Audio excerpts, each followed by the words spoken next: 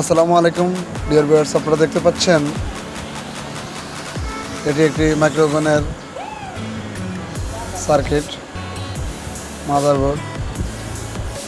এই মাদারবোর্ডটার এই যে প্রসেসরটা প্রবলেম হয়ে গেছে। প্রসেসরটা না পাওয়ার কারণে আমরা একটি নতুন কমন মাইক্রোওভেনের পিসি বোর্ড নিলাম। এটি খুবই একটি ভালো সার্কিট। এটা চায়না মাদারবোর্ড, কমন, সহজে আপনি এটা ইনস্টল করতে পারবেন মাইক্রোওভেনের সার্কিট।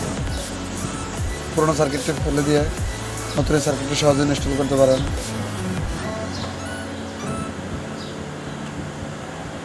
আর এখানে এই যে ট্রান্সফর্মার, এই যে প্রসেসরটা,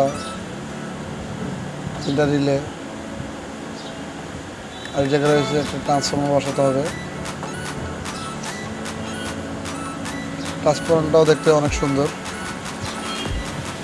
সহজে ইনস্টল করতে পারবেন।